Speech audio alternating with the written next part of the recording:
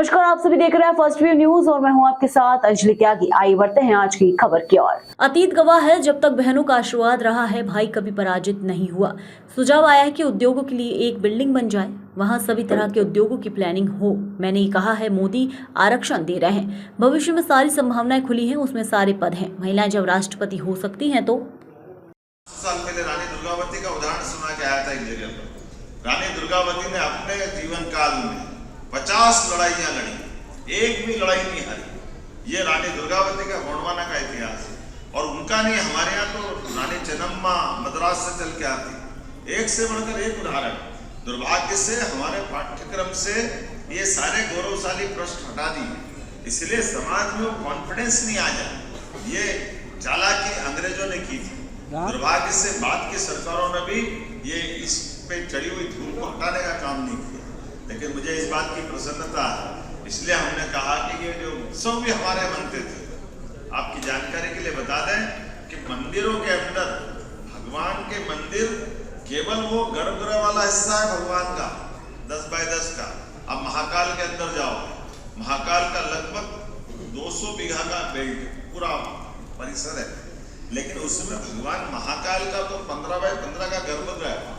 लेकिन मंदिर की जो रचना बनती है, उसका जो सभा मंडप बनता है, एक तरह से वो रंगमंच के रूप में काम आता है। अपनी सभी कला संस्कृति पुष्पित पल्लवित होती है। अच्छे लोगों को प्रोत्साहन देते थे। अरे अपने समाज के कई लड़ाई झगड़े हो तो उसको हल करने के लिए भी देवस्थान की जगह लगती थी। लेकिन काल के प्रवाह में इन पे सब पे इनकी दृष्टि ओझल होते हैं। मंदिर को केवल पूजा पाठ का स्थान मान लिया कि केवल दर्शन करना, वापस आना। दर्शन करना अपनी जगह है, लेकिन दर्शन के साथ साथ जीवनता का जहाँ से प्रेरणा मिल जाए, वो देवस्थान हमारे हैं। और हम तो और भाग्यशाली हैं, हमारे देवता पीछे हैं, देवियाँ आगे। इसलिए सीताराम, राधे कृष्ण, बहनों का जो आनंद है वो कहाँ जाए, ये किससे छिपा है। और कदम कदम पर ऐसे सारे उदाहरण भरे पड़े हैं, जिन उदाहरणों से अपनी संस्कृति की पताका सदैव लहलहाती है। आज के इस अवसर पर ये हमारे अपने भोपाल में कुशाभाऊ ठाकरे सभागार में आज हमारे एमएसएमई मंत्री और उद्योग मंत्रालय द्वारा महिला उद्यमी बहनों से आज रक्षाबंधन का पावन पर्व का कार्यक्रम आयोजित किया गया था। मुझे इस बात की प्रसन्नता है कि इस आयोजन में बड़ी संख्या में प्रदेश भर की उद्यमी बहनों का आगमन हुआ। इस अवसर पर एक और बड़ा काम हुआ है। पहली बार हमारी एमएसएमई मंत्री के द्वारा हमारे मंत्रालय से लगभग 350 करोड़ की राशि 22-23 के तक के सारे उद्यमशील बहनों के खातों में, बहन भाई सभी के खातों में 450 से ज्यादा इंडस्ट्रियों का डायरेक्ट बेनिफिट ट्रांसफर किया गया है।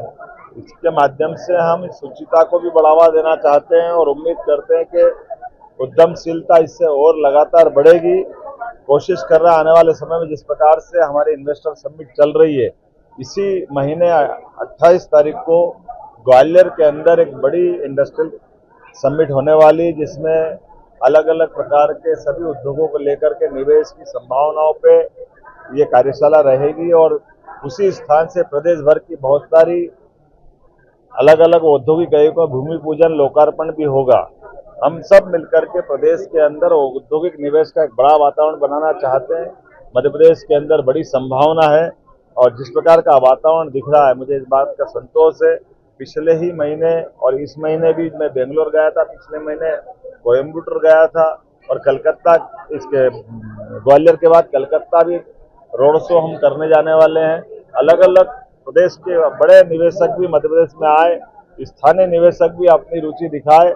कुल मिलाकर के व्यापार व्यवसाय के माध्यम से आर्थिक प्रगति का एक बड़ा मुकाम मध्य प्रदेश हासिल करे, इस दिशा में हम काम कर रहे हैं। मेरी अपनी ओर से इस अच्छे आयोजन के लिए उद्योग मंत्री माननीय चेतन कश्यप जी को बधाई।